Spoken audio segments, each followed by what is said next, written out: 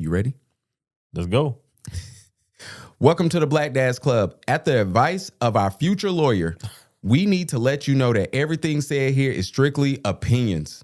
It's important to do your own damn research. Any opinion stated is owned by the person who said it. To be clear, the Black Dads Club isn't responsible for the opinions of I Am Gavin B or Pastor Mike or any of their guests. Hey, we just need you to sit back and enjoy the show. Remember, it is all love. What you got in trouble for? Our future lawyer wrote, said, yo, you need to put a disclaimer out there. Well, never mind. I was going to tell you. Somebody DM'd and was happy that we did our event. Who? The motherfuckers who won't discuss no more.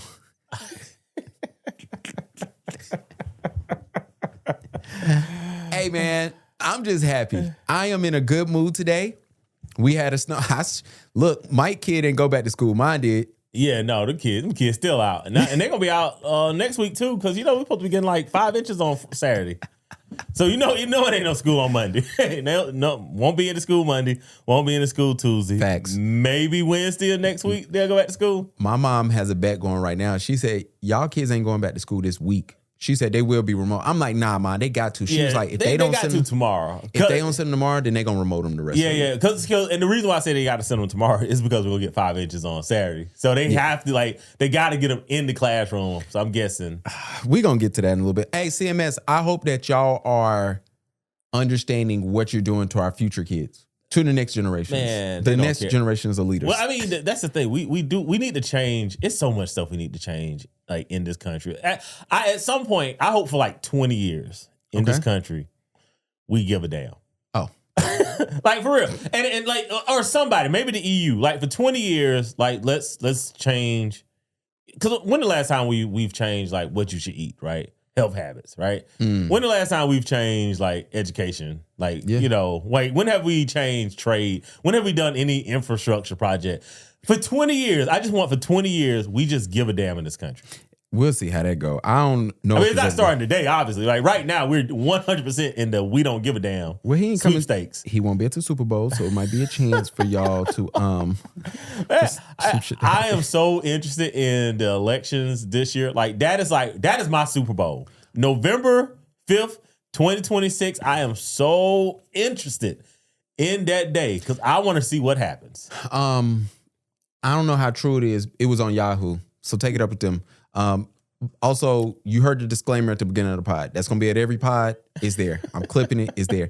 But I saw on Yahoo, allegedly, the lady who's Latinos for Trump, she was saying Trump is going to lose the midterms because they're not happy. And I'm like, well, I mean, y'all know something we don't, or y'all are stupid. But the Latino vote was what changed this last election. Yeah. But they assuming that he's going to be on the ballot. Well, he's not going to be on the ballot. So that's what I'm saying. Either y'all stupid or y'all know something we don't know. Yeah. Oh, he got a plan. Gosh. But even if he put himself on the ballot, he's not on the ballot for anything, right? Yeah. So it's I would be curious. I am so curious because, again, I need them to press. Because we've had too many people that were just trying to do the right thing, so we never saw where all the leaks were. Yeah. This guy is showing us where all the leaks were. Yeah. So it's let's see if we're going to plug all the leaks. And one of the biggest leaks is I think we should stop calling Latinos. We need to call them wherever they're from, because I think that will make things more clear. Because right now, 54% of Latinos came out at a higher rate and voted for Trump, right? 46% did not. Yeah. We need to know who's who. Well, the problem with that is it's going to be a long list. It is, but we need to know, because in our culture, in black culture, we know black conservatives, right? We know, and here's the thing: there's a respect for a Thomas Sowell, that a Anton Daniels won't get, right? Because one of these guys is a true conservative, right, or a libertarian, maybe even, right, and one of these guys is clearly doing it for a check. Yeah, so it's so we understand that we can disagree with one guy, but understand where he's coming from, versus the other guy we don't even have to pay attention to. Yeah. And I don't know if their community have that. I don't know if their community have a word for a Sambo. Okay. Whereas in our culture, we do. Like, we know when somebody is, can we say this on YouTube, cooning? Yeah. Okay. I like that word. All right. Like, we know when there's a black person that's cooning, right? And we can call it out. We can be like, yo, that's what's going on. I don't know if Latinos have that. I'm not that in depth into the culture. I'm weak because, oh man, where was it? Woods had asked Ben if somebody was a T.O. Thomas. What is a T.O. Thomas? Oh. And I'm trying to figure out who he was asking Ben was a T.O. Thomas. Do they have the language for it? What T.O. Thomas? T.O. Thomas. Tomas. Tomas. Sorry, Woods. And Woods listens to every episode, so he's gonna be like, bro, what the hell are you doing over there? Because I think some. Oh, he asks, do y'all call every Hispanic ICE officer a T.O. Thomas? That's a good question. It's a good question because, again, I think a lot of Latinos are being blamed. And it's like, yo, it might not be your fault, but right now, bro, we like, hey, man, y'all kind of that last election. Like, what's up? They tear me up on threads because I asked how many black ICE officers you think it is. And my reasoning, let me tell you my reason for that. My reason is because when we look at all the violence and craziness that's going on, we'll get to Minneapolis in a little bit. Yeah. They're never black. And so I said that to say with the white girl who's scamming people out their wedding pictures, with ICE and what it's looking like, my thing is, hey, we need to start redefining what the poster child of like violence looks like in this country. Oh gosh, yes, we should have been. We should have been that. And I told a group of white women in this bride, so whoever put me in this bride group, it's on you. Yeah, because now I'm Malcolm X, Martin Luther King in this getting thing. it off. I'm getting my shit off. And I said, hey, I feel bad for everybody with this scam, but also we need to redefine what scamming looks like. Because a blonde hair, blue-eyed white woman with a dog, a husband, and a kid doesn't come off to y'all as threatening, even though here's a list of 50 people she scammed. And I said, even so much so that now y'all making excuses for her when you wouldn't do it if it was a Nigerian. Let's just put it like that, right? Yeah. You would be expecting the Nigerian to scam you. And so when I asked this, and of course I know there's black ICE officers, right? Has to be, but maybe with this, because I mean, I hate to make this conflation right here, but we have assumed that there was any black Klansmen in the 50s. Exactly. Yeah, we probably it's probably not any black Klansmen, right? Yeah. There might be some coons that's supporting them, but we would be like, there's no. So when it comes to this ICE stuff, it's like, hey, this is not. It has nothing to do with us. Right? We'll get there. We will get there. Hold on, let me start this pod. Mike has got us jumping off. Look, we have our board. If we had a producer, they would see that it's all on the board. Yes. And we would get there. But we do not have a producer. We just yapping. And y'all love saying that about us too. And we're going to clear that up we've too. embraced it. Absolutely. Like, y'all the fighting that in your system. Is there anything? Hold on. I won't say anything. If somebody grab your wife or so kid I'm finna tell you a real story. Okay, so it's a fighting that in your system. No. Because Monday or the 2 weeks before Thanksgiving, I was... You about to lock up? Yeah, because so we at Costco, bro. Like me and my wife. Listen, you can't fight at Costco. No, okay. So I'm finna tell you the story, and then you tell me yes or no. Where's it? He's on the pivot. Carts. My wife's car is here. I'm parked here. There's an empty spot next to my wife's car. Yeah. She's behind the spot with the basket. I'm putting the eggs and stuff in her car, in her front seat. He getting ready. Some dude trying to back in the spot. He say, "Move, bitch." Yeah. For sure. Yeah. And he sees you. No, he don't see me. He just see her. I know he was shocked. And I hear her like, "Who you calling a bitch?" Yeah. And then you walk out. Yeah, yes. Come right from around the car like he had his sunroof, the vent cracked on the sunroof.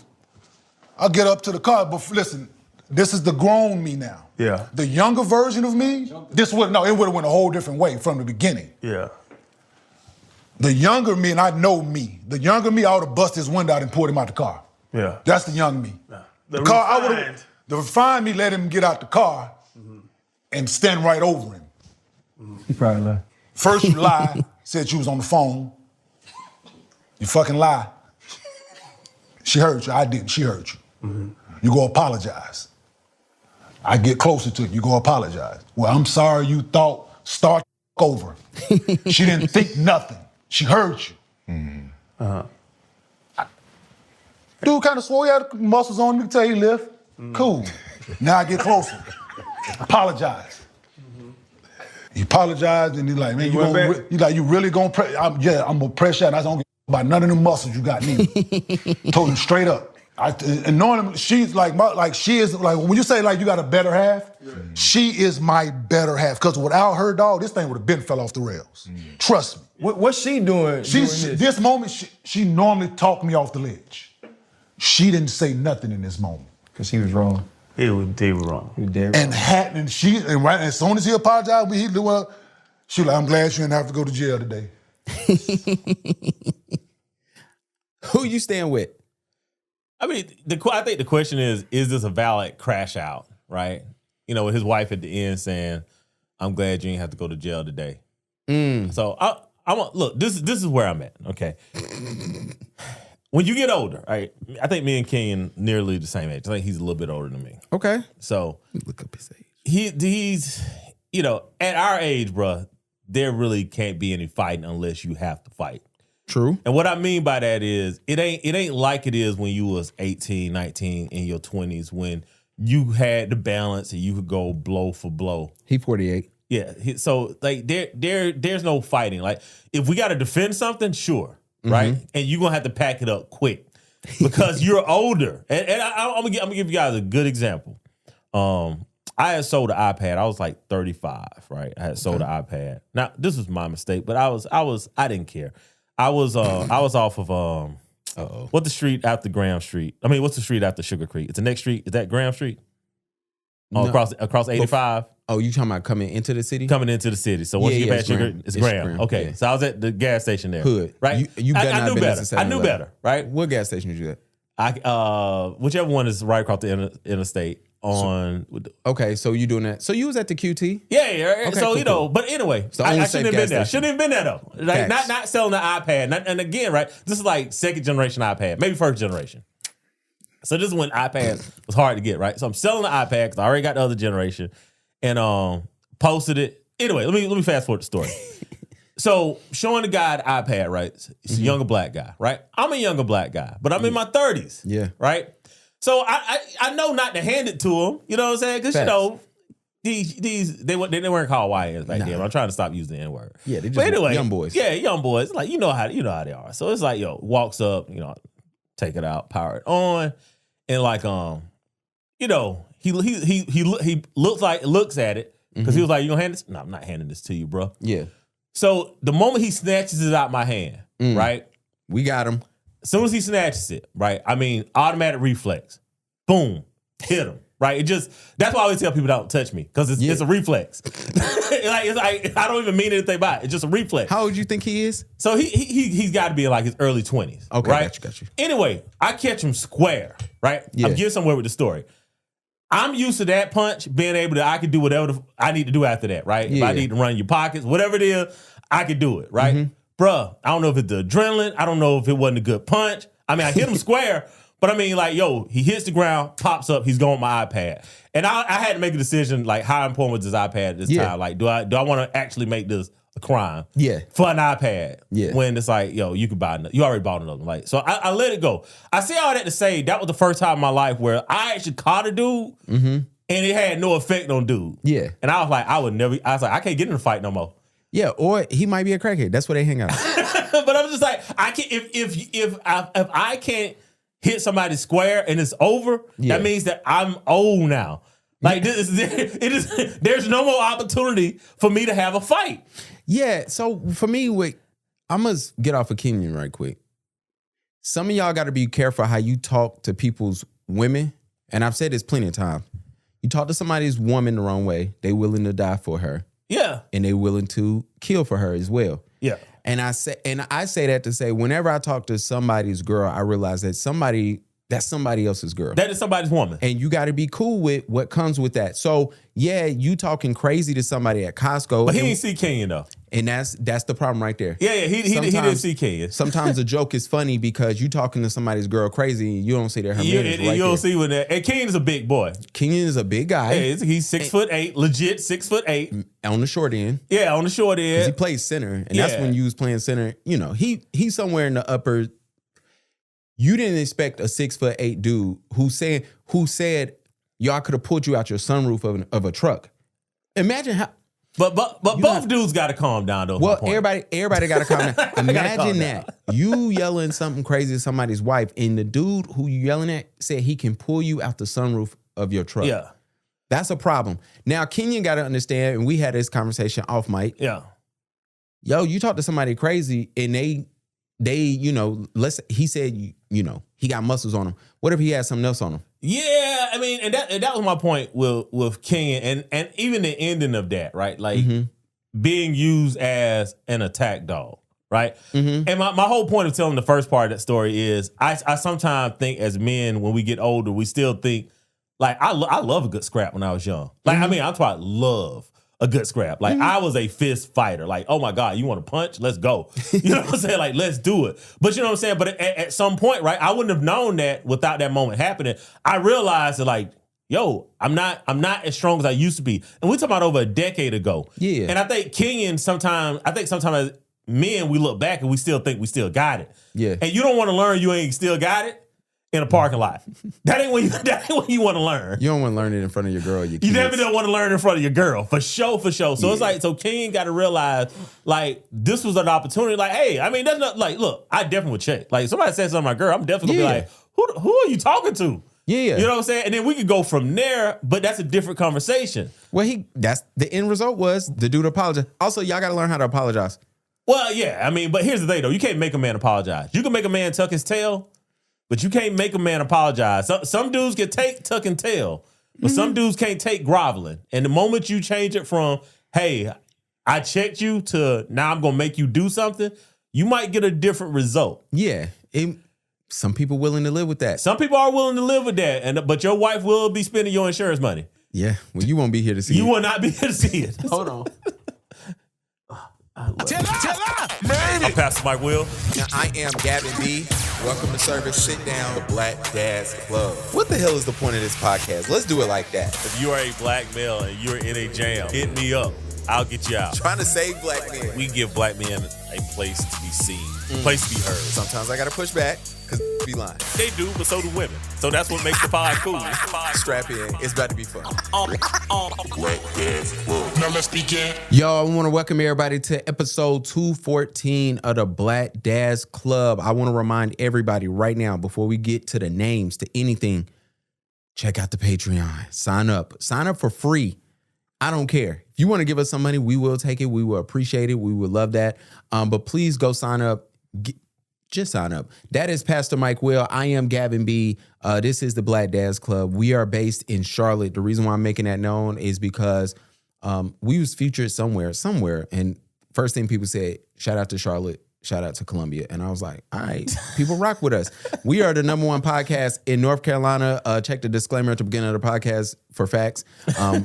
In my book, we the number one. So now we just got to cross out South Carolina. It was funny. I was talking to Laws yesterday, and I told him, I said, if you come to Charlotte, you looking for a podcast to stop on, this has to be your stop. This would have to be. Because nobody do it bigger, better than us, so it have to be there. Also, I want to be like, if somebody's like, oh, I got to run through the Carolinas, like, I want this to be like their stop or whatever. Let's get to it. We had our event. Shout out to us. The Dear Fathers event was Saturday. Overall, I will have to say personally, I'm grateful for the opportunity. It was amazing. Seeing Mike in his element, seeing the people that showed up. Yeah. Shout out. Everybody showing up in the morning. Yo. Because it got changed from, what's supposed to be, 3 o'clock? 3 o'clock event. It got changed to 9 o'clock in the morning on a cold Saturday morning. Brick. Yeah. Brick. With inbound winter weather. And yes, everybody still showed up. Yes, I was shocked. I ain't gonna lie. I thought it was gonna be the panel, us, and maybe like 20, 30 people. I'm gonna have to give the sisters credit because I knew bros would show up. Mm-hmm. But I was like, I don't know if the ladies gonna come out in this weather. Yeah, and they Shout did. out to the ladies, man. And shout out to the ladies. Shout out to the ladies that support black men. That's what was felt in there. It wasn't like you didn't feel, at least me personally, I didn't feel like no energy was like, all right, I'm here to like be on the opposite end of what's going on. Oh, I'm here to support just this person and not everybody else. Everybody was shaking people's hands, introducing themselves. It was cool to see. Shout out to Ashley there who sent us some I stuff. honestly just wish it was warm. That's it. I just wish it was warm. If this was a May event, well, we don't never make the playoff. If this was like a March or April event, it would have been beautiful. Yeah. But even like if it just didn't snow and if it was still at 3, I know it would have been a time. Yeah. Sorry to everybody. I had to dip up out of there because I had to go to work. But shout out to Ashley for coming there doing stuff. Shout out to Ben and Ryan for showing up for us. Shout out to, I call him Uncle D because he makes little bundt cake donuts. But he was there. He showed up. I appreciate him. Shout out to Marcus who was trying to put us in a suite, but we was working and politicking. Yeah, and I had to get home to the kiddo because they changed the thing, so it kind of messed up who was supposed to be watching. A 12-year-old. So there's only a limited amount of time you can give 12-year-olds by themselves. Facts. So Facts. And 4-year-olds too. Shout out to pivoting on the fly. So for those who don't know, me and Mike was supposed to come in. We were supposed to have we were one of the hosts for the event. And we probably had like a 5-minute segment before everybody heard 30 other people speak. Mm-hmm. That all changed once we got there. Cause shout out to Jesse. He came and was like, yo, y'all want to host the whole thing? And before I even looked at Mike, I just said, yeah, because I'm like, oh, you better give us more time to plug in this pod. And then Gav just came in and said, hey, man, here we go. This is what you got to do. Yeah, we had cue cards. We scratching off what we supposed to say, what we not supposed to say. But it was cool. And Mike said something. You said something to Jesse that I thought was just super dope. Yo, bro, we got you.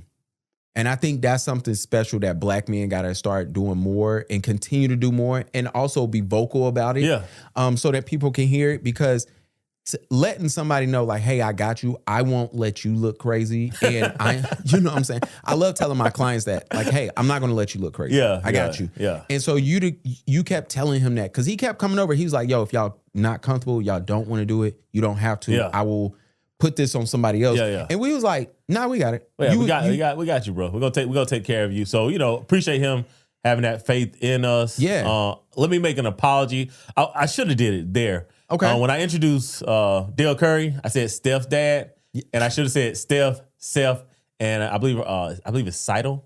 Is how you pronounce it. His daughter as well. Mm-hmm. They are way too athletic and way too tall for me to not be acknowledging them. Press F if you want to, man. Yeah. So apologies.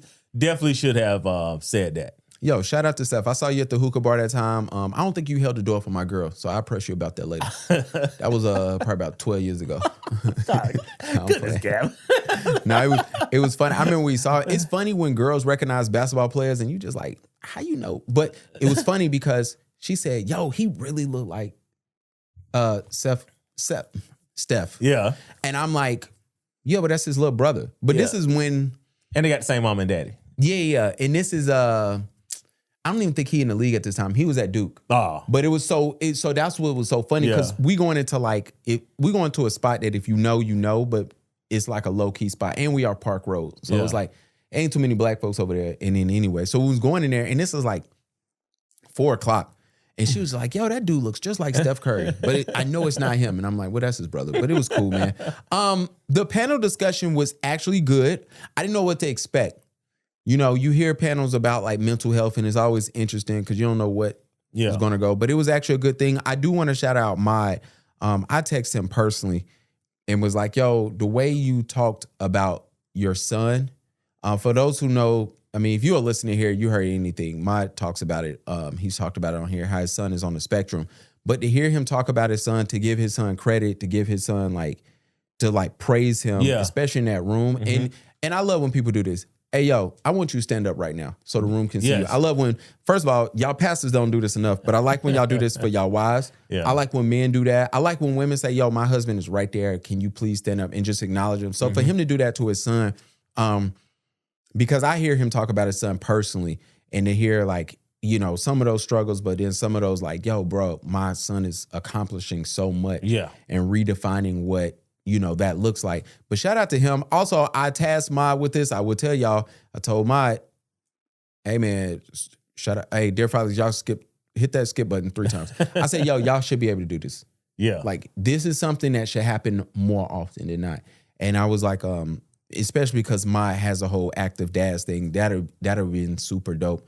But yeah, man. But I'm, you know, and also at the end, I guess the conversation of dad and doulas came up. Yeah. That came up at the end. Let me get this video. Yeah, let's add the video. And one of the things that I wasn't really aware of was, I mean, I know that black women are dealing with a lot in the hospital when they're having kids and things of that nature. I didn't know that black women mortality rates in a lot of states are lower than mortality rates in developing nations. That right there kind of blew my mind. And because our phones listen to us on everything, because I said I was going to research it, I actually ended up with 2 really good videos on how us as men, I guess, could advocate more for our women. Now, that would mean that we need to be active and you know, woman can't just get the woman pregnant and then let her go have the baby. Facts. I mean, we have to play a role there, right? Mostly as a husband. Which is what I advocate for. Yeah. But this video, if we hop it in, give the guy's name on there, because I actually think he's a black doctor. I actually follow him on Instagram because he gives a lot of information. Because one of the problems that we have in the medical community is most things that they understand medically is about whites, and black people bodies are different. We respond differently to medicine, to treatments. And he actually goes through a lot of how, as black people, we need to advocate for ourselves in the medical community. And he brings this up, and I think it starts at like the 40-second mark if we let it play. I think the whole video is like a minute and a half. Yeah. All right, I started at 35. All right, here we go. Hold on, y'all. Y'all know what's going on. Y'all know what happens to my phone all the time. There's a piece that I think was missing, and that has to do with clinical algorithms like the VBAC calculator. So he's talking about, before we get started, he's talking about the racial differences in doctors promoting C-sections to certain women and how they come up with that. How they get to that. How they get to that. So it's an algorithm, and he actually has it in the background. And like I said, we got to give his name so you can go to his page. Yeah. But look up Joel Brovel. Anyway, but here we go.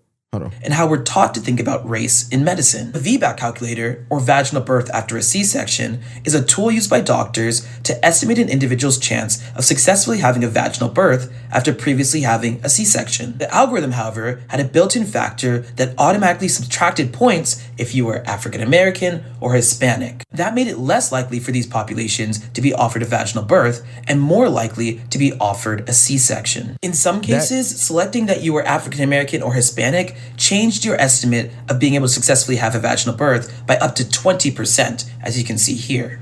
That's crazy to think about in here. and here's the thing. So when I was talking to the young lady that runs the program with dear fathers, the dads and doulas, and I said, well, what's the overarching reason? And she was just like, well, racism, right? Yeah. And I think sometimes we hear just racism. Because I told her, I was like, well, I would like to look more into this because this is something that affects us as black dads. Yeah, because obviously our women are having our children, and but it's like we got to get to the root cause of it. Like a lot of it is racism. She was like, a lot of times black women go to hospitals in affluent areas because they're like, yo, these hospitals are going to take care of the women. But she was like, a lot of times the nurses there are racist. So guess what? You're not going to receive the care that you would at a different hospital. And I was like, you know what? We need to start having a list of places that is safe for us to go when it is the most vulnerable and the most intimate and the most likely, that a woman's going to pass away, right? It's doing childbirth. Like, we need to have a list of places that are just unsafe, at least, right? Even if we don't have a list of places that are good to go, we damn sure need to have a list of places where 100% this is not where we go to. Yeah, when we first had Ro, all the women around me was telling me like, yo, and even though my wife isn't black, was like, hey, women of color just have like, this is that time. Like, you need to be very super careful and mindful. So I've always heard that and kind of just understood from it. And when she said something, the woman that you're speaking about at the event, she said, none of us plan to, like, as men, none of y'all, she said, none of y'all plan to come home alone with your kid and without the mother of your child. Yeah. And you need to be like ready. Wrap your mind around it, like, that could happen. That can happen. And that was like, when she said it, I was like, I got in the car and I thought about that. I'm like, oh shoot, I did not plan at all. I knew all three of us was walking out the hospital. That's the attitude. And I didn't think about what if. And also, I would say this, one of the great conversations me and Karina had before we had Ro was, hey, when we get in this hospital, how do you want things to go? And I need to know, because if they put you under medicine, me and you need to have a conversation like what, and it is going back to your conversation of earlier of like, yo, you need to be there. You need to be married so you have some type of rights. Yeah. Because some of y'all, you go up in that room and her mom walk in that room, hey bro, we can't confirm that you the baby daddy. You got to go. Yeah. And shit just go left for you. So that's another thing. But yeah, man, I just thought that was an interesting conversation. And I hope more men, man, we get more active and then we get more, you participate more. Like, I can't even tell y'all my business, but yeah, you know what I'm saying? Like, so you can be there and you can help out and you can kind of understand and see what's going on even more. And then I got like three ways to end the hospital. So as men or women that's listening, how you can advocate for yourself when you're in the hospital. Because there was another doctor, and she said that the problem is most of the times how we describe our pain. They're programmed. To how they should reflect to the pain. Oh, to that first clip. By the way, they did not change the algorithm. He said until 2021. Yeah, right. That's crazy. That just happened. Like that was during COVID. But anyway, she said, do not say your pain come and goes. Say the pain is sharp, achy, burning, describe whatever it is, and say it moves around. It gets worse with movement, better when I'm resting, right? So don't say it comes and goes. Yeah. Right? Use that. The second thing is she say, do not say I've had this pain for some time. She said, describe it as this pain is a X out of 10 and have been persistent for X amount of months and despite these treatments, right? So the way that you answer the question will make the doctor do something, because now it's negligence, right? Yeah. Someone said that I'm having this level of pain for this duration of time and it's this, and we had these treatments and they don't do something. Now it's negligence. And she said, do not say you have a high pain tolerance. She said you need to say this pain is limiting my ability to walk, sleep, work, whatever it's limiting. Yeah. Make sure you tell them that. Good. Look, man, y'all please take that, because it's going to be too many of these snow days. A lot of y'all making babies that you won't know about until it's too, the snow days. Yeah, man, you saw what happened. We left the dog on the event. We left the event. I text I said, man, we could have had that event at 3. It would have been colder though, right? And then I woke up Sunday. Man, only thing I heard, my kid was like, it's snow. And I'm like, oh my gosh. So shout out to the snow, man. I will say this. Shout out to the GoPuff driver. I don't know if y'all use GoPuff. They are too expensive, but they are worth. Look. What is GoPuff? GoPuff is like Instacart, but they only have like stuff that you would get from like a convenience store. But they have a little bit of everything. So don't go in there like and thinking somebody about to go to Food Line. Yeah. Do we even got Balo anymore? I was about to say Balo.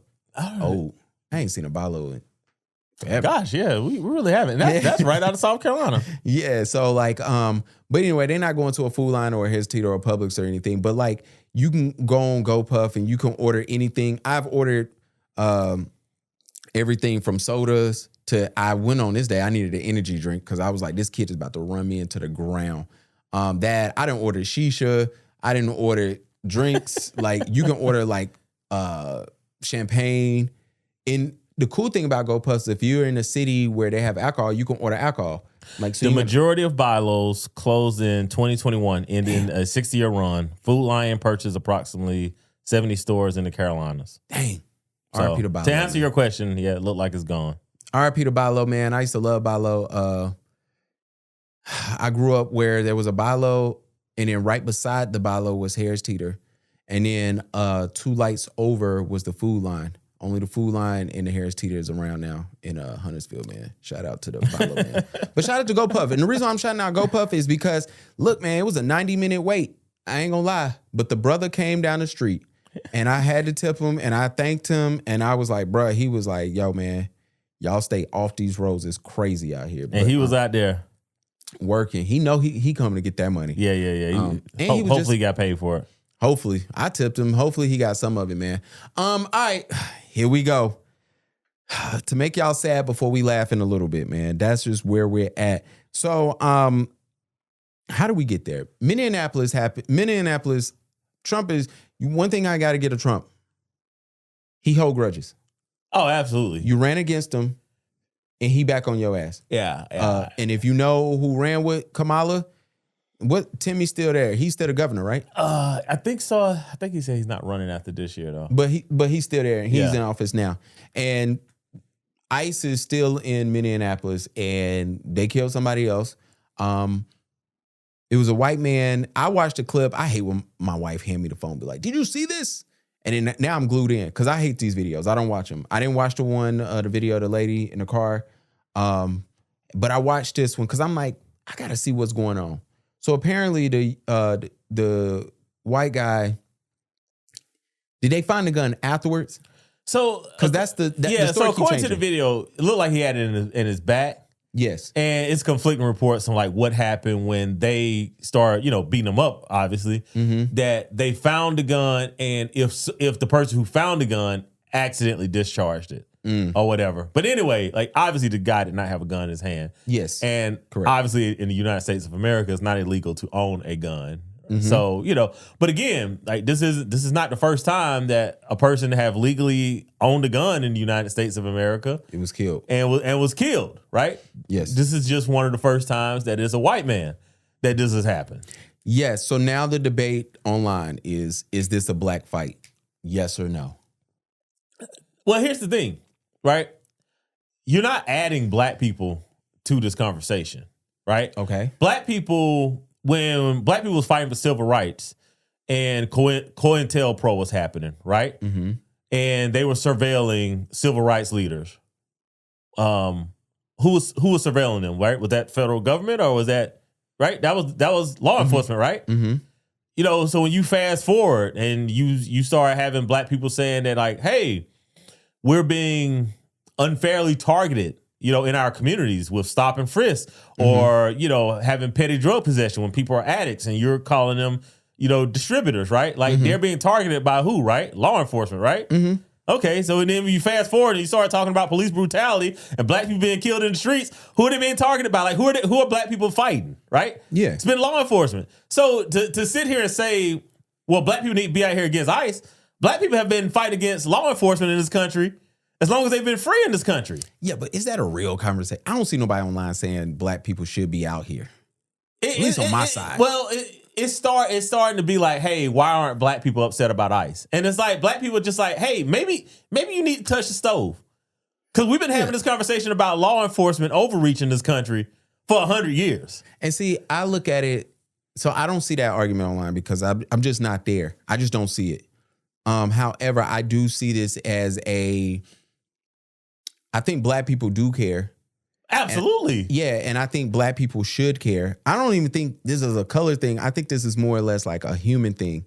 I see people look online and they're just disgusted. And I don't look at their race. So I'm like, all right, I see more whites disgusted. Or I see more Hispanics disgusted or Asians or black. I think just the country is just looking at it and was like, hey, whatever this is a bridge too far. But it's always been political, right? And if you're saying ICE is an overreach of law enforcement, well, it's been that way. It's been that way for 100 years. Black people has been on the forefront of saying, hey, there's a problem with how this country over polices certain communities. Mm-hmm. And when you never address that, right? Like after Tamir Rice was shot, right? It should have been a shakeup up and down in this country. There is no way that a child can be murdered in a park, right? And then everybody's just, let's go back to business as usual. Yeah. So now that you've had 2 Anglo people shot in the face in the last 30 days, like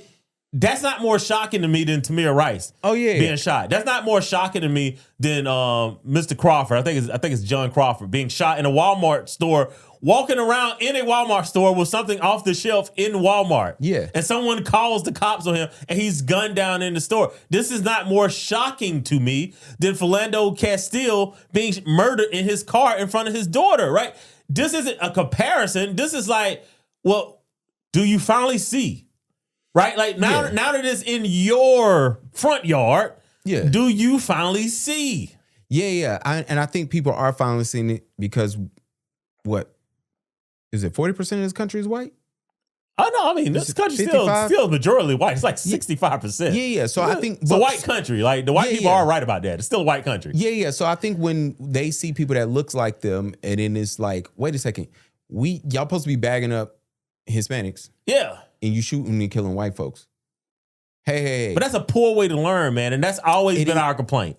It is a poor way to learn. But, when 13% of this country is seeing police brutality, they're not going to, the country ain't going to wake up and start crying. Yeah. But the problem is that we've always told them, like, hey, this is always going to reach you.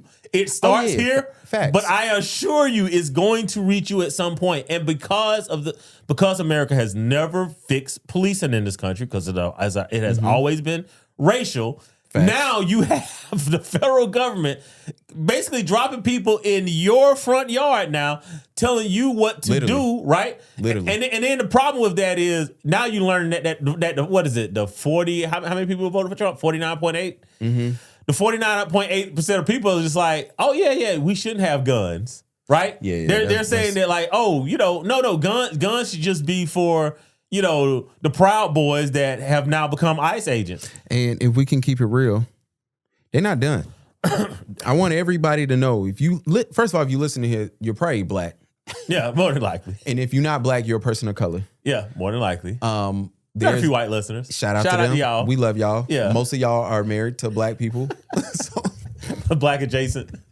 No, look, or that. I love when Haley is like, tell Mike to let you speak. And I'm like, she sleep with a black man every night. Her husband black. I was like, I love her.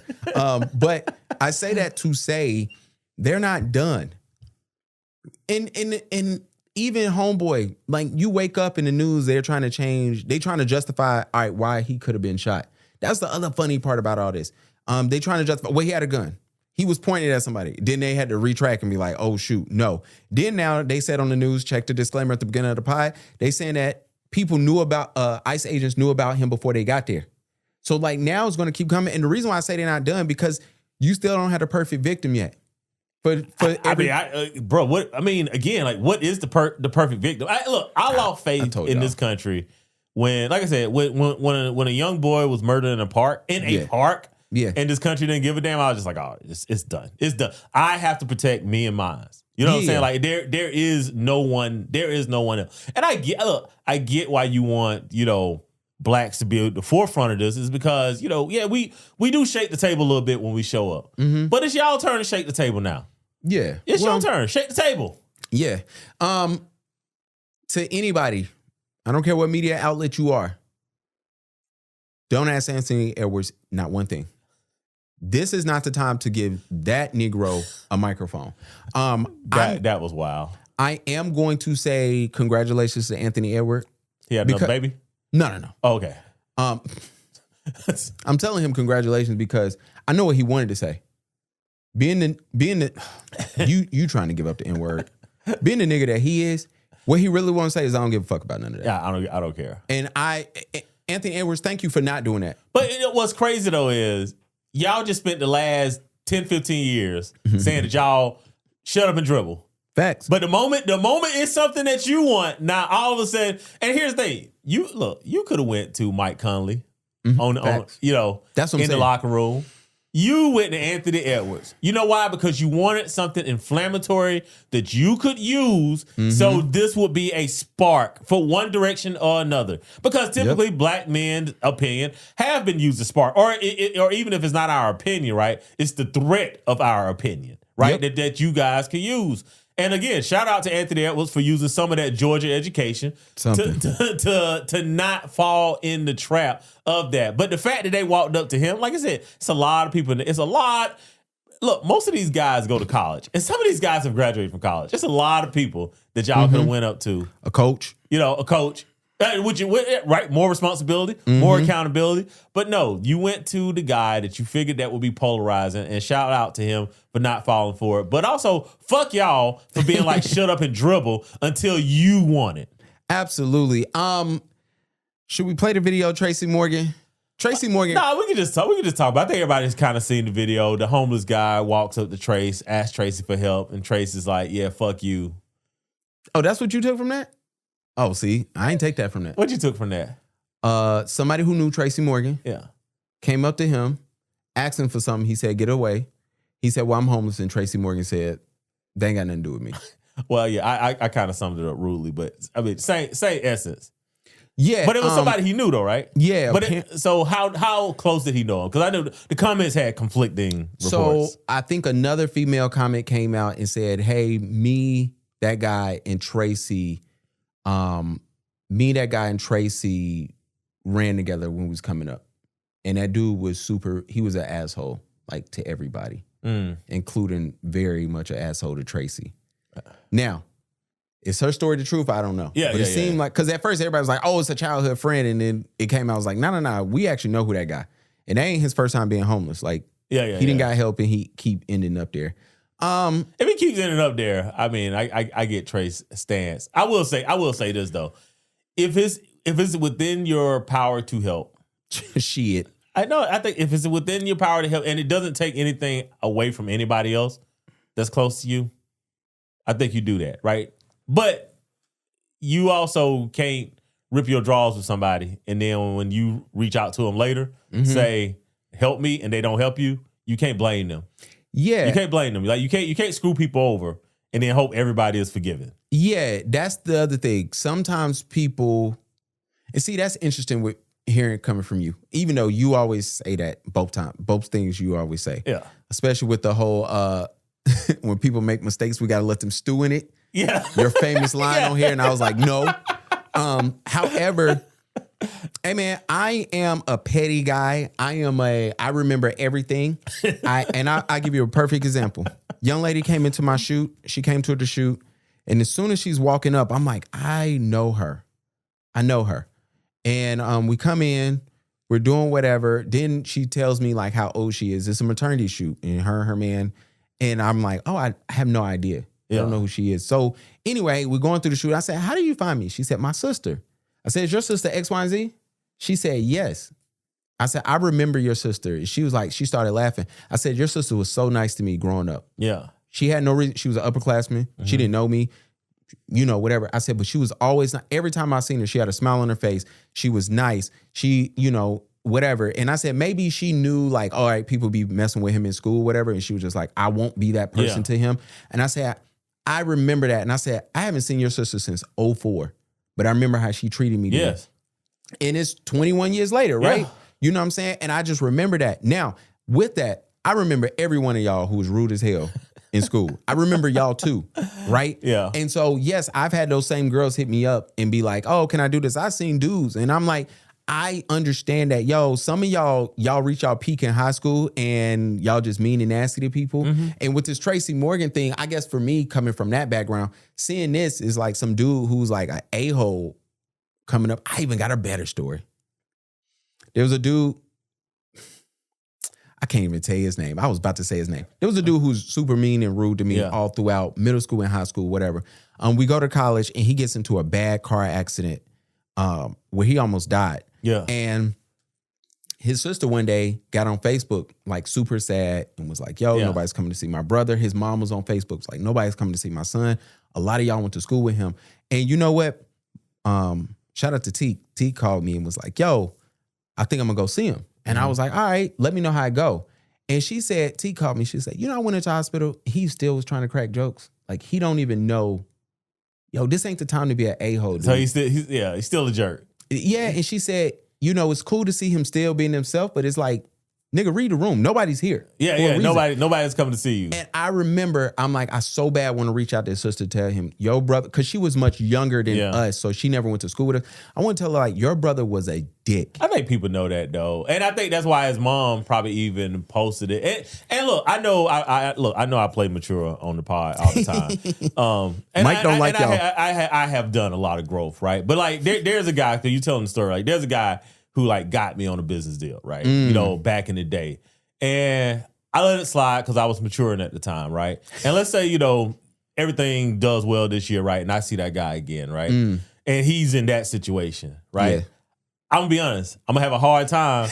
I'm gonna have a hard time being like, if it's in my power to do, right? Like I'm gonna have to understand. Hey, this is God saying, all right, this is your test, Negro. What you gonna do? You know what I'm saying? Like, so I'm not sitting here to tell you that it's easy, right? Yeah. Like if I saw that dude, I can see his face clear as day. I know his name. I don't even remember people's name like that. Yeah. But it's like, yo, like he got me. You know what I'm saying? So like if that situation came up, you know.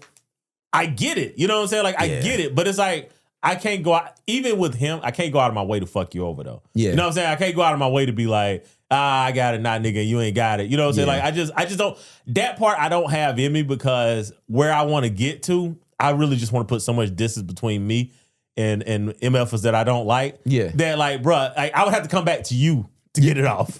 Yeah.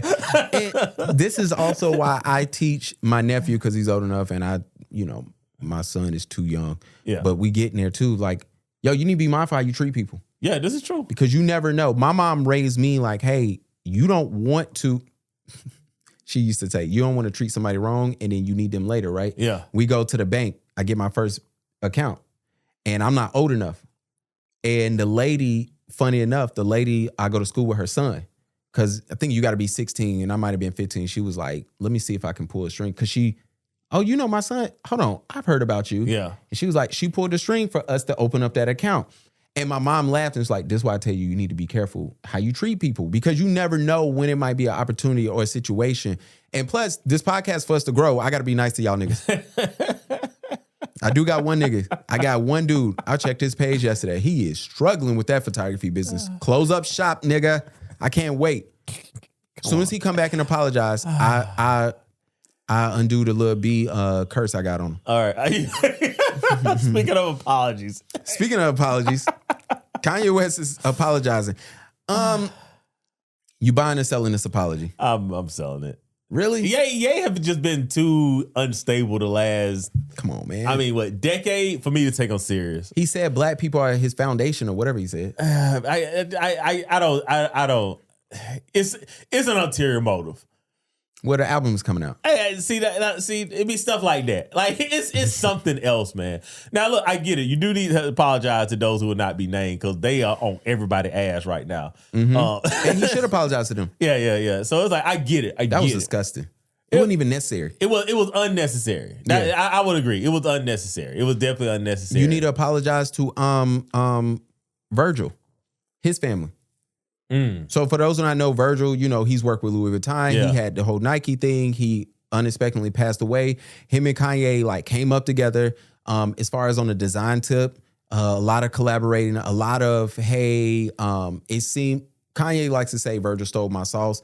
Yeah. A lot of people like to say, no, Kanye, you do this with everybody. When you steal their sauce and you go in different rooms. Cool, whatever. Virgil passes and Kanye goes on several rants and he just, it's F him, F that. And it's like, damn, bro, like this used to be your brother at one. You call people your brother, you know. You it should be a lot of. I'm sure it's a lot of apologies to the Carters. Well, I mean, here's the thing, right? Kanye apology. I don't think it was for me personally, right? So it's like when I say I accept this apology, I'm saying I hear what he's saying, but what I'm saying is with that track record, it's more than just an apology. Like you're gonna have to show it for us to believe that apology. Yeah.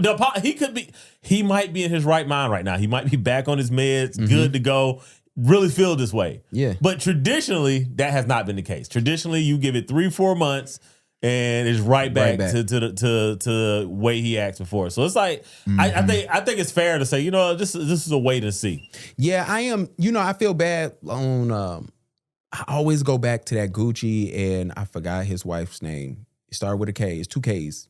And I don't want to butcher it, sis. But like even Gucci coming up and he's saying, yo, you got to wake up and you do got to look at the mess you made and you got to work on cleaning it up. Yeah. Like whatever. And I remember the Gucci rants on Twitter. Yeah. And it's just like, what the hell is going on? And then, I think that's a perfect way to put it. Like sometimes you gotta look at the mess you made and it takes time to clean it up. Yeah. I think that's a perfect way to put it. And I think that's where Kanye is right now. Like you've made a mess. Okay. a super mess. Yeah. So now it's gonna take time to clean it up. So it's just like, yo, if you start and you finish, the room will be clean. But for right now, we just looking at the mess. And it's sad we'll never get you on the Super Bowl. Yeah, that ship has probably sailed. No, it ain't shit. It ain't probably. It's I don't gone. know. You think if Chicago get a dome one year, they might bring back 60-year-old Kanye to Not at perform? all. No, they are done. We never get. Hey, but I say this. It's time for a Chris Brown one. I'm sorry. They won't do it, but they should. Man, They should. They should. And I'll put it like this. I'm jumping ahead. If Cardi's on that stage this year, Chris Brown need to be on that stage soon. Why? They don't compare to like what they do. Cardi's stripping years was problematic. No, it wasn't. Not globally. Nobody don't care about that. Well, it hasn't been globally, but it was. Yeah. It was here. It was here. 90% of this country don't know that Cardi B used to dance. That's probably true. Yeah, they don't know about that. They don't care about that. Like it'd be different, Stripper on stage. You even had drug dealers on stage, women beaters on stage. Women beaters on stage. Dr. Dre got a whole show. Oh, Like what are we talking about? yeah. Junkies you're on right, stage. You're right. Yeah, Chris Brown be on stage. You're right. Never mind. Chris But Brown they- be on stage. He should be on stage, Never but they mind. won't Never let him mind. because Never mind. and Rihanna is happily married, popping out babies. She's Yeah. pregnant now. You saw that? She pregnant again? Yes, nigga. Hey, but that ASAP, boy. That's a lottery winner, bro. That is a lottery. You went from jail to coming out to doing music Lotto winner. and a career that didn't go right. Didn't Trump get him out? Was that first term? Yeah, that was the first term when he was in Switzerland. Yeah. Yeah, it was a lot of. I think Trump did, or here's the thing: Trump tried to take credit for it, and I think they came out and was like, "Bro, this had nothing to do with." I think Switzerland and ASAP people was like, "Trump had nothing to do with this." But what a lottery winner, and what having a woman that loves you. Low key jealous. Not gonna lie. A little envious right now. You seen they interview? And they like playing. It's the funniest interview. She's like interviewing him, and she was talking about like he got a type. And I just love that when women could just tell, like your girl could tell, like you got a type. Shout out to my homie. You're not really my homie. But your wife is super close with my wife. I want to let you know, bruh. If your wife is super close to my wife, stop liking all the baddies pictures on Instagram. Not even the liking, you following every one of them. And I want to DM him so bad and be like, hey, bro, you are following every baddie. And you liking all I'm like, I'm laughing because I follow a ton of baddies. Yeah. But I'm not married. And I don't follow him. You might slip up and catch me in the likes. Now, my Explore pages, it is what it is. It's disgusting. But he's like one of those dudes, and I'm like, and his wife is super close. And this ain't got nothing to do with Ben and Ryan. I'm letting y'all know it ain't that at all. It's somebody who, whenever I see him again, I Man, haven't I'm seen telling him you, in years. Instagram snitching, man. Mike. It got out of hand. Instagram snitching is out of hand. I saw something tough this morning. As soon as I went to her page because I'm like, she was giving it up. I'm like, it's no way she's a OnlyFans model. Man, I went to the page. He followed her. I'm like, God dang it, man. Speaking of that, Meg, to whoever, hey, some of y'all have BTS What's that? behind the scenes. Oh. Some of y'all have, that's how I know Mike old. Some of y'all got BTS footage. Y'all should delete instead of posting online. Whoever posted the BTS of the cameraman with the rig around Meg's waist to show us how they get ass shaking shots now. Yeah, that was nasty. that we could have did without that one. It doesn't make her look great. Yeah, it don't make her look great. And Meg is done. She don't know it yet. And to say that Meg is done, she got another 7 years in her. But that's when y'all going to accept that she's done. Man, I'm gonna be honest, man. It like low key, it look like they're doing everything they can to kill off rap and hip hop right now. I don't know if 7 years. I think that's generous. Yeah, it is general. No, I'm saying like when she's done, when she's gonna realize like, oh, Oh, when she realizes. Yeah. I'm telling y'all she done now. Because I mean, like it's like they're doing everything they can to snuff out the rap industry. Like even like I had dropped in group chat when they dropped Kid Corey. Cause I like some of his songs off his old album. He reminds me of a white Drake, the kid out of Australia. Oh yeah, I don't listen to nobody with an accent. Yeah, well, he doesn't though. He literally sounds like a white Drake. But when they dropped his new album, right? They dropped it under. Damn, what did they drop it under? Was it pop? Yeah, it was pop. And I was just like, this kid is not pop. You know, Yeah. I'm listening to Olivia Dean, right? And She's pop though. She is pop. But when you listen to when you go through the lyrics, when you read, you listen to the song, I was like, this is a Snow Allegra. This is a Adele type writing. I was like, they did this over a pop track. I'm like, none of these songs belong over pop tracks. They don't. But I mean, pop to me, I think. Well, first of all, I think y'all. I'm talking about us as black folks. We tried to redefine what pop was. Oh, it's popular, so all hip hop. No, that's not what pop is. Yeah. And I think we got to start accepting pop is like acceptable elevator music that we could just play in general. And a lot of artists are getting thrown in that. That's why I always labeled Drake as a pop artist, or he does pop music because, yeah, we could put Hotline Bling in every daycare, every nursing home, every hospital. But I'm wondering at the Christmas party when you need a little hip hop, but we don't need to scare off the whites. Yeah, I'm wondering though, like what made the music industry just decided, all right, we're gonna choke out rap. We're gonna choke it out. Like what caused that? You know, that's a great question. I have my feelings on that. I think they realize like the damage that it is doing certain stuff. And, you know, I look at it as like, hey, the damage that it's doing, but also everything is so, I think, well, first of all, I think everything about to go to AI.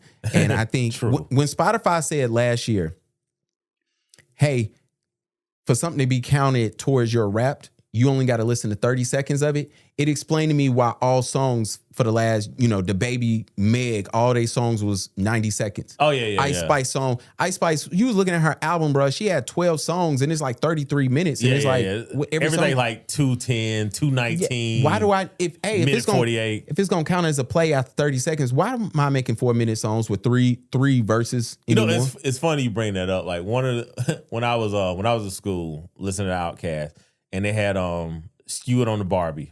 And that song is like 2 minutes, like maybe 2:20. And it was so annoying because the song was so quick that by the time you really get into it, it's over. Yeah. And you was like, come on, man, why y'all didn't make this? Songs used to be like 4 minutes, 3:48, 4:12. Look, you used to look at somebody's album and look for the longest song and be like, this, I know it got to be good. If this song is here, it's either 3 songs mashed into one or it's going to be great. Now it's like, You doing that, but I think they trying to get rid of it. Is like you can go to AI, we can get, if y'all don't know who the artist is anyway, y'all really don't care about, like, it's only gonna matter when it's time to go to the concerts. Tour, performance. And that's when it's really gonna matter, but they gonna get y'all, because they gonna make y'all go to like Netflix or YouTube or something, and y'all gonna pay for that also.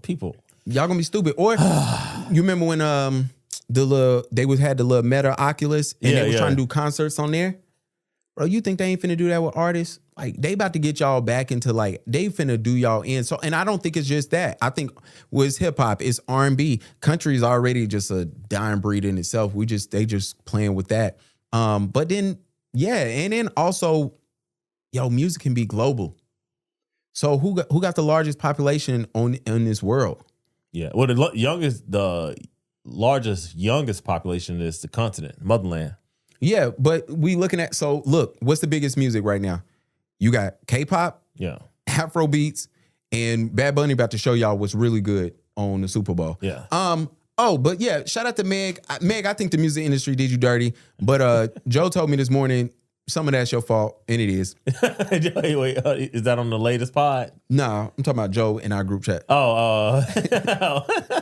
He said, he think you played a part in what you did. But I mean, Meg gonna realize that she's done when her, the Baby, Ice Spice, a little bit of Glorilla, when they was in that quick, fast track, shake your ass music, eventually, Glow stopped playing that game. Yeah.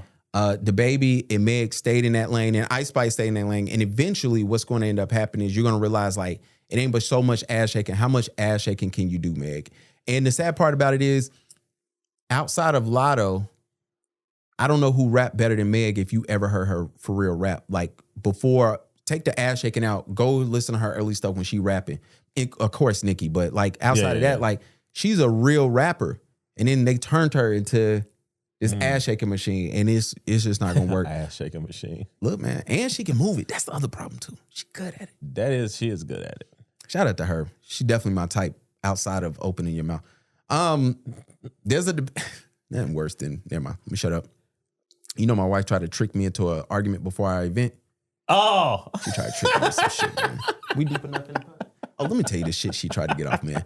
We in the house, and so I'm getting ready for the event. She was like, "Oh, I'm sorry, I can't come today."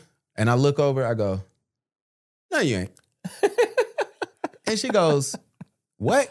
I think I told you this." Yeah, I don't know why yeah. I'm bringing it up here. But it was funny. Like, sometimes you got to look at when your girl trying to argue with you, and then you just like, I'm like, I want to come back home from this snow day, and it'd be a good place to come home to. hey man, just gotta bring a snack home. That's all. And so I was like, "No, you're not." But I really was like, you know, and then I love when your wife says something, you could say something back to your girl, and like both of y'all just heard two different things. Oh gosh, that's What I told her was, "Hey, I know this is early in the morning and it's cold. I know you don't want to be out. yeah. It's cool. It's cool." She heard, "Oh, don't come." Because that's what she said. You told me not to come. I'm like, what? No, I didn't. And then I realized early, I'm like, she trying to use that it is cold and early. Because me and Mike had to be there at 8:30. Yeah. That's tough. We was there before the security at the arena was there. Yeah. And I was like, man, you using this, whatever, man. They debating on Threads. What is the debate in that mental hospital that's called Threads? I love Threads. Y'all my favorite. Y'all have been cussing me out for days about the ICE thing, about photographers love using the word. I was some C word that photographers like. I was commissioned to do this piece of art. Photographers love using that shit. Anyway, but the latest debate on Threads and Twitter, because it's carried over to Threads. That's why I realized people hear like what the crazies is talking about on Twitter. Yeah. And then like the 30% of us that's smart pulls one of those top topics and throw it on Threads, and then this is a wildfire of like intellectuals, so to speak. But anyway, the latest is they're trying to recast Black Panther. Okay. Which they should have done a long time ago. Yeah. But I respect them not, because you don't want to just run over and just suddenly forget Chadwick. And we got to fight for South Carolina right now. Yeah. I mean, we do, but everybody understands that he's no longer with us. Yeah. And so you don't, and I think that is like, if they would have got back to it, we probably would have had a third Black Panther movie, even though the third one's coming out. But I do like them just holding off. Even though the Mexicans whooped our ass in the second one. They tore us up. That was such a, let's get the blacks to win at the end. That whole movie was, I'm not going to lie, I wasn't a fan of it. Why not? Is it because they whooped our ass for 90% of the movie? I mean, to me, you didn't do the Black Panther justice. You know what I'm saying? Like, it was like, oh, let's make a Black Panther movie and make it as well, his sister's supposed to be Black Panther. She is supposed to. That's the thing. She is supposed to become the next Black Panther. That's the part that I think a lot of black people miss. Cause I asked around, I'm like, yo, is they just doing, and then shout out to Jamar, he always just plugs me in. He's like, yeah, but like two things supposed to happen, and then she becomes, but he does die and she becomes whatever. So I get the rush part. It felt rushed. So I don't exactly. That was my point. It's like there was another movie to make before you got to her. You know what I'm saying? It's like you just hopped over, the king, running the kingdom, and now we're here. It was just like, I didn't like it. I ain't gonna lie, I didn't like it. Yeah, I didn't like it because of the 90% of the movie. They was whooping our ass, and then you just gave us the win at the end, which wasn't supposed to have. Yeah, exactly. Yeah. I didn't like that either. So. But it's still a good movie. I mean, I like it. I felt that it could have been his movie, right? Not the Black Panther movie. What was the other guy? The other guy. I felt like if they would have made it his movie, it would have been a good movie. That, you know what? They should have did like, hey, this is in the future. This is his movie. This is his movie. Yeah. And it's the same movie. Yeah, exact same movie. It wasn't like, to me, it wasn't a Black Panther movie. Yeah. We got our ass whooped too. A good ass whooping. I love a good ass whooping. It was a great one. But they're talking about recasting it, and whatever Pierre name is, the Jamaican, light-skinned Jamaican with the pretty eyes that y'all women love. He's British, isn't he? I thought he's Jamaican. I mean, well, most Black Brits are Caribbean. All of us from over somewhere. Most Black Brits are Caribbean, but I think he's British. Hold on, I'm gonna look it up. Yeah. Because I think that was the joke. Hold on, what's his name? Pierre. Is it Aaron Pierre? Yeah, man. Y'all know who I'm talking about. All the ladies who are listening, they are. Yeah, I'm over here looking up the wrong thing. I don't even know this nigga name because I don't even care. Oh no, this is a different dude. Okay, But anyway, let me find the guy. I think he's. I mean, there's a lot of great. There you British go. guys. I spelled his first name wrong. That's how I'm not paying attention. But yeah, all right, my man. Dang, he only 31. Yeah. Oh, he's from London. But so he is from London. But I think his descendant. Yeah, is, all the blacks come from of what do they call it when the queen. I can't even think of it right now. But anyway, like, so, you know, like the Bahamas, Jamaica, Canada, actually as well. But a lot of those, they're not territories per se. But anyway, yeah. So he's from London, but his family is from Jamaica. Okay. So that was the argument. You know what I'm saying? And so they're trying to. Apparently, he's in talks to recast. We don't know if none of this is true. But he's doing. He can't do the Black Panther because he's doing Green Lantern. Lanterns dropped. Hell, that might be out. Lanterns might be out. Oh, they don't care about that. They're both Marvel. That's what I'm saying. He can't. Yeah. No, we don't care about none of that. I guess. I mean, shoot, the dude who played Venom, he played Bane. Most people don't know that. Yeah, well, yeah, because we didn't see him. Well, we saw him in. They should make a Bane movie, actually. But back to what you're saying. back to what you're saying. I'm just giving an example of a DC person who played a Marvel character. Yeah. Is the thing. But the debate is they're gonna call us squirrels, squirrel brain, just everything way we jumping around. The conversation though is because he's in talk for Black Panther, and the people online were complaining because he ain't dark enough. And so I think that conversation has carried over to the colorism conversation on Threads. Now it all making sense. Yes, because there was a campaign on Twitter of we need to keep Black Panther dark skin. And I think that is crazy. I think it's wild. I can see the argument. I can too, but I'm like, bro, is it that big of a deal? Yeah, it is a comic book. It should not be that big of a deal, but we've seen comic books make big deals in the past. Aaron Pierre as Black Panther. I don't know. That would actually be funny. But here's the thing, though, right? What would be the difference between Aaron Pierre and Damson being the Black Panther, right? To your point, the only difference is Damson is dark skin. Right? Like, does it make they're both British, right? Neither one of them are Black Americans.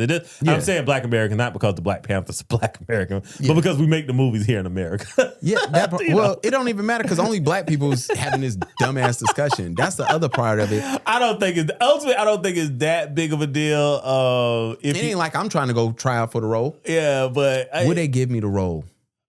No, you absolutely would not get the role as Black Panther. See, that's colorism right there, man. Look, man. Just the thing about the colorism debate, I have found, because I was in an argument with some ladies yesterday on Twitter regarding this. Shout out to them. Yeah, because I was like, y'all, the colorism debate is only a debate that women really have when they don't like something about men. Right? Or, or each other. But it's like it's like, because it's always like, y'all like light-skinned women. And I'm like, real talk, man, like most Black men really don't like super bright women, if we're being honest. I know y'all think we do, but the truth is Black men need a little tint in there somewhere. Like, so, but... Especially if our grandma alive, because our grandma, they love getting that shit off. She red. Yeah. You know what I mean? Shit, even growing up though, right? Like, I don't know if that was in South Carolina, like, it's a big thing, right? Red bones, yellow bone. Because, I mean, it's Port City. So we have a huge range of hues in the state of South Carolina, right? And it was just like, but even then, like, people would get out. I used to pick at my siblings. Like, my mom used to be like, yo, stop that. And I stopped. But like, You are the darkest of y'all four. yeah, I'm the darkest. Like I'm brown skinned. Yes, that is true. And I used to always my brother gonna hate this if he's still here. But I used to always like they used to be like, it's Jello old man, right? So my brother, when he was younger, I used to be like, it's yellow old man. I hate when I go to Jamaica and y'all call me that. That's why I don't go back. And then like my mom be like, cut that out. Yeah. You know what I'm saying? It was like, because it was like that is what we do in the South, right? Yeah. We crack jokes. If you're dark skinned, if you're light skinned, you're gonna get a joke cracked on you. But I think the whole colorism debate, honestly, one of the things that I'm figuring out, I think it's a hair texture debate. I think that's what's really getting up the ladies' crawl. And they get it off with colorism because they don't really want to talk about what it really is, which is hair texture. Well, I think that too. But I told y'all what's up with the hair texture when the ladies say they don't do 4C hair. Which is insane. They don't do it. Some of them don't. That's the crazier part. And there's so many beautiful 4C hairstyles. So many beautiful. Is it? It really is, bruh, man. So many. That's what I'm focusing on. Oh, so many. Well, I mean, bruh, everybody get the same amount of hairstyle. Like, if you got long, silky hair, like, you can only put that shit in a ponytail, up or down, right? So it's like it's the same thing with 4C hair, man. It's like, yeah, you got like 3 you can really run to, man. Like, are we really gonna sit here and pretend that there's 100 hairstyles for long, silky hair? There's not. It's not, but it might be like 10. No, it's like 3. Nah, it's more than 3. It's like 3. They can do more with their hair. No, ponytail. They can go get their hair down. curled. That's really it, bro. That's it. They can get it curled. And them curls be there for like a day. Yeah, that's enough. If you going out of They can't do it. So when I see women with 4C hair, it's like, yo, man, yes, you have beautiful 4C hairstyles, man. Like, I've seen it. Man, a sister with Afro puffs, bruh. Yeah, if you into that. Bruh. Hey, man, shout out to all the ladies with 4C. I don't discriminate on hairstyles. I'm already married. And plus, when we have these colorism topics, I bring up my story and y'all say it don't matter. So, fuck it. y'all do be undermining Cal's story. Yeah, I'm like, okay, so don't talk to me about colorism. Like, first, and then when I talk to every boy, the first person who explained colorism to them was their mom was saying, don't take your ass outside and get too black. And then that's a whole nother debate, but we don't have to have that. Also, shout out to the young lady. Dang, I meant to bring this up, even though we'll speed through the rest. Shout out to the lady who tried to gaslight Mike on Threads. Saw it, absolutely loved it because you did a great job of it. She said, I took myself out to eat the other day. As I was leaving, a man walked up to me, gave me his number. I smiled at him, balled it up, and threw it in the trash. I do not want to be bothered by a man. Mike's response was, no one is writing down on paper, guys, in 2026. The trash can is about as real as the man in this story. My great sister, this is why I love gaslighters. She said, I never said he wrote it on paper, and you're a pastor. And shout out to somebody who just like put a stick figure in a bonnet under her comment with the, the hand over the mouth, like, girl, like, all right, sis, like, you ain't got. Hey, man, they be trying to gaslight it. And like I said, look, I can go toe to toe with some good gaslight. Like, I could get there, but I have to have time. Yeah. But she clearly said that someone wrote, girl, nobody write their number down. This story is fake. It is and that's fake. what I hate about the internet, man, because that shit had like 400 comments. And I'm like, guys, like, bro, when the last time you wrote a number down? My thing is, I think that this is what I would say. If you see a story on Threads, click on the profile. If it doesn't link to their Instagram profile, assume it's an AI created thing, because some of the stories don't make no sense. All right, we got the Super Bowl here. We got the Patriots versus who they playing? The Seahawks. I don't care. Nobody cares. Nobody but people in Boston. Mm-hmm. Seattle. They love their Seahawks. They care. Shout out to Drake May, Charlotte native. Can't wait to see. I guess I root for you. I ain't finna root for Sam. If Sam Darnold, he's MAGA. Oh damn, that's why everybody was tearing his ass up online. That makes sense. You in Boston? Yeah. Well, I mean, before Boston, he's from Charlotte, which is like the second most racist city in the South. What? No way. Yeah, after Brown versus Board of Education, that second case was the city of Charlotte, right? Yeah, that did happen.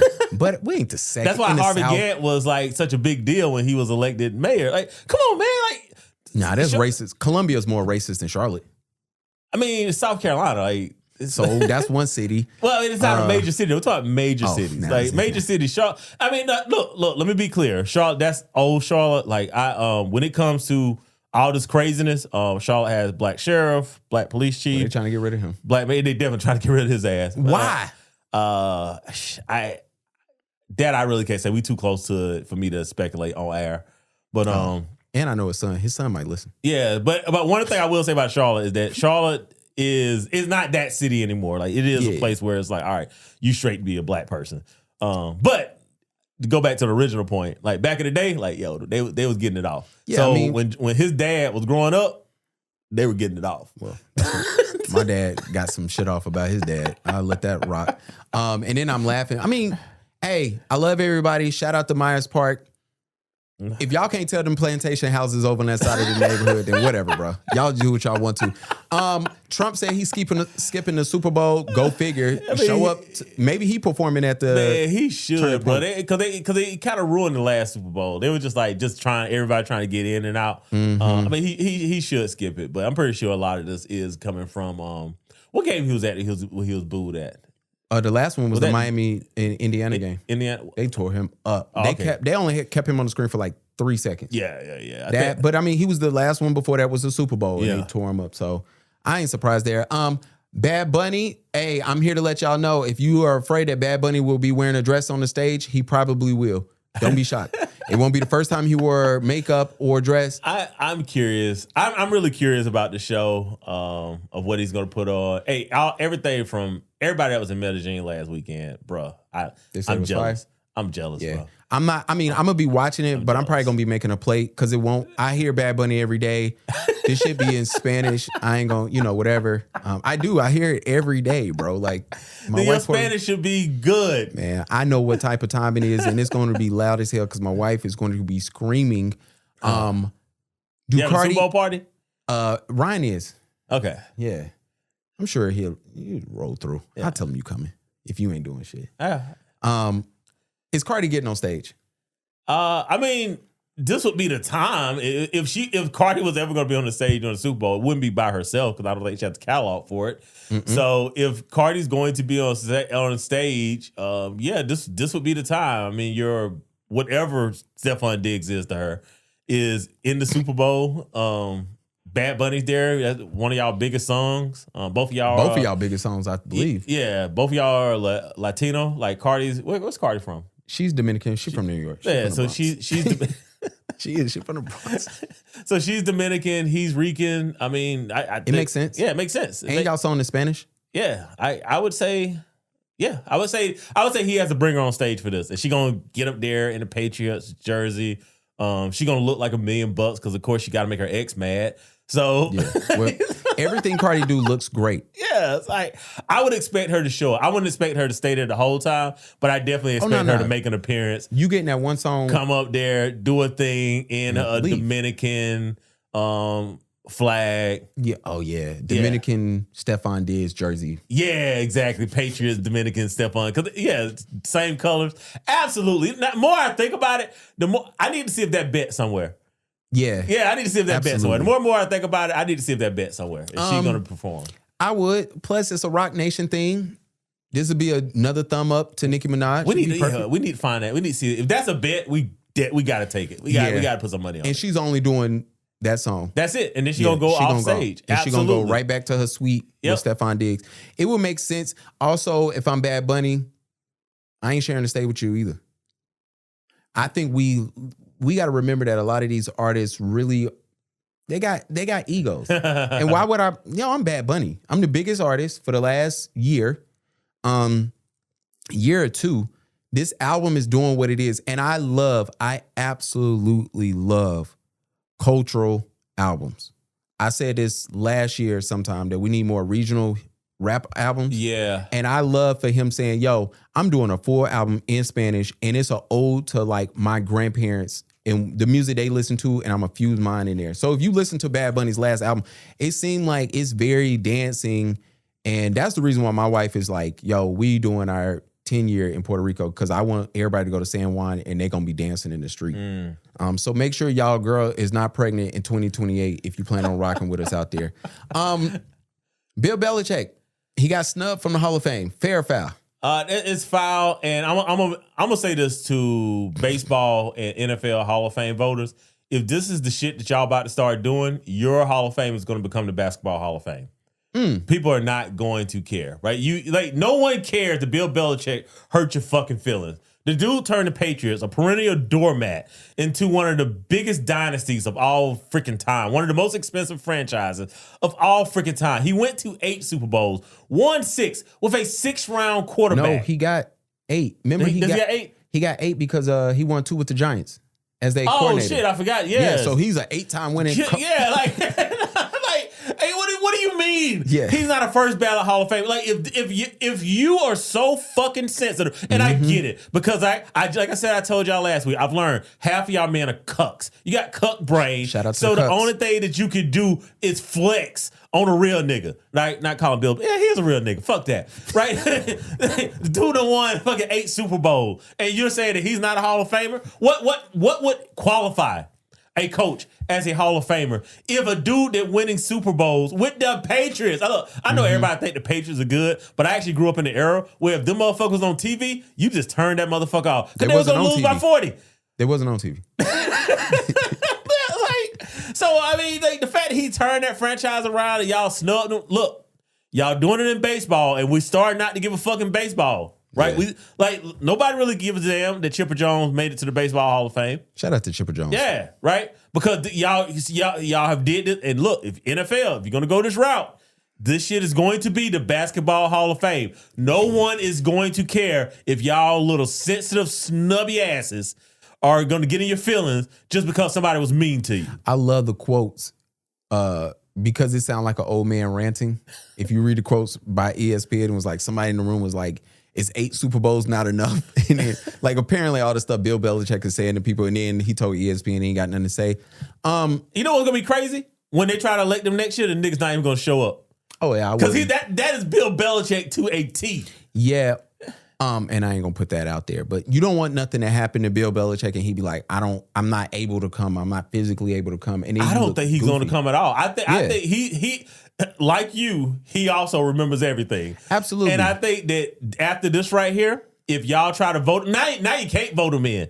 Because when you do vote him in, guess who's not coming to the Hall of Fame? Yeah, bro, Spygate in the Deflategate, it can't be that serious. I mean, look.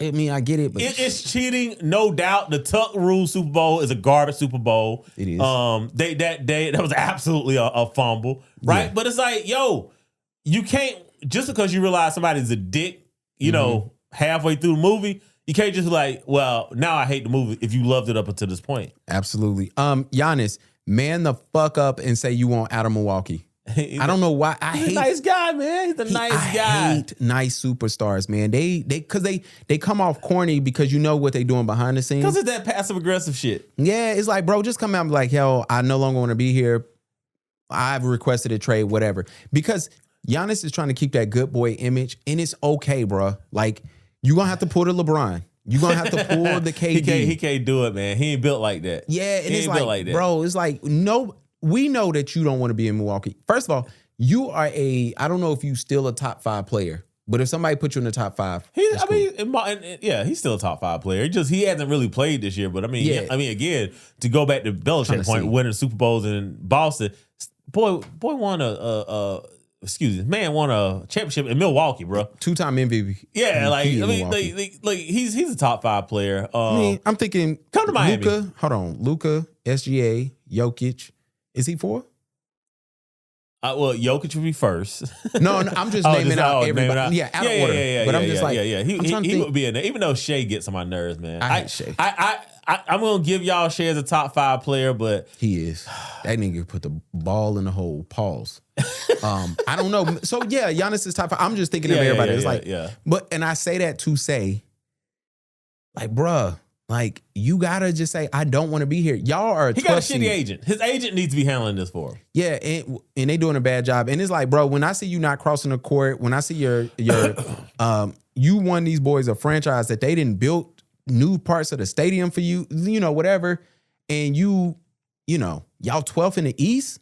That's crazy. Yeah, it is crazy. I'm not playing this nigga. Stephen A. Smith, you are disgusting. And I do so first of all, Stephen A. Smith said he's shocked that the Steelers didn't speak to Ryan Clark, which is hilarious. Yeah. Ryan Clark looked surprised. You know what? I like to think we brought these two men together. Oh, absolutely. Made them realize that they are one. I like to think that we brought them together. Probably the reason why we would never get like a big deal. We get one. because of that, those two media titans right there. But I'm glad that they are showing how much they talk behind the scenes. Well, the joke for me is how they became together. Because remember, they didn't like each other when they first came on TV. Yeah. Because Ryan Clark said something. He talked about Stephen A. Smith's hairline, and Stephen A. Smith didn't like that. And now Ryan Clark didn't kiss the ring, and now he's a media pundit. So we're here. Yeah. But like now they BFFs, and it's like, wait, what? And then also I love Mark Lamont Hill saying he don't know how to feel about Stephen A. Smith anymore, which is interesting. Yeah. I heard that episode a while ago, so I remember him talking through that. And so to that point, right? Mark Lamont said Stephen A. helped him out tremendously.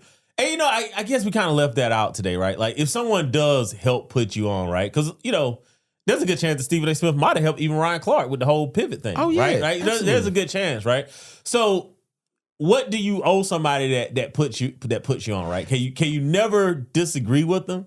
Because I'm of the mindset of I don't have to discuss you at all. Yeah. You know what I'm saying? Like, if you put me on and you do something that I just don't like, crazy. I don't have to be against you or defend you publicly, right? I could just not mention you. To me, that's my respect. Especially if you know you out of bounds. So for my thing is this. If I rock with you and I know you do something crazy or stupid, I won't say nothing. Yeah. Now, if our relationship changes and you keep doing something stupid, and if it's worth me mentioning, I will. Yeah. Perfect example is one of our sponsors, not our actual sponsor, but the name was in the news, in Charlotte news. Me and you didn't even discuss it. We gonna put it on the board. We just didn't. Even though it had zero to do with our actual sponsor, the person who's paying us, it was just a franchise name he shared. We were just like, oh, we didn't even talk about it. Yeah. And that's one of the things where it's just like, all right, we can't. And then once we learned more information, thank God we didn't speak about it. But it was just like one of those things where it's like, oh, okay, I'm gonna give you grace on this. But like, let's say, look, I don't know who has a podcast, but let's say you are doing a podcast and Kanye is your homeboy. Yeah. Hey man, it might be one of them things where it might get to a point where it's hard not to talk about it because now it's just blatant. But I do respect and I do love when podcasters and news reporters come out and say, hey, that is my friend. Yeah. I rock with them. I don't rock with what they doing, but I ain't saying nothing. Yeah. And I laugh. Joe Budden don't speak about Nicki. No. He gave y'all hey, I ain't speaking on it again. But it was a lot of times that he'll just sit there in silence. When Amber Rose was doing her crazy shit, he just sits there. He said, nope, that's a friend of the show. I ain't got nothing to say. I ain't saying nothing. Cool. Why did she come on the show and do it? Like, who, Amber? Yeah, because the same thing that you would have wanted out of Melissa, right? Which I'm assuming that you wanted industry stories. Is it because he thinks like she's not gonna shut up? Like she don't know I think what not to say? I think it sounds so jacked up. Cause she would. I think she. Now that you mention her, I'm just like, you know what? She would actually done great in that role. She would have. The problem is you can't. When bad bitches start saying crazy shit, women get so upset, and they think that men think that she's the prettiest, or she's so pretty, she's in that top. Hey, Amber Rose is in the 1% of baddies or women. Looks wise, body wise, career wise, she's in that 1%. Amber Rose is baddie. Cool. So when she starts saying that, then women are their first thing they're gonna say is, hey, this is not representative of all women. Even though a bad, successful, beautiful woman with a body is saying it, this ain't us. And then what happens is they don't like that. And they was gonna tuck her up out of there. Plus, Amber probably make too much. You know what I'm saying? And the reason why I say that, not trying to throw shade on Melissa, but like I look at Melissa and I look at, shout out to Mona's there too. They look like regular women. And they both have the time and energy to be able to speak.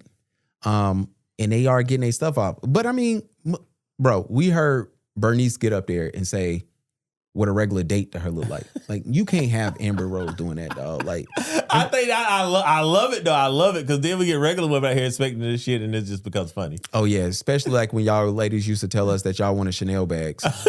It was like, oh, I expect that from a man. It's like, oh, you ain't never looked at the price tag. He ain't never saw the price on tag on the Chanel bag. But I also realized a lot of y'all go to Temu and get y'all stuff.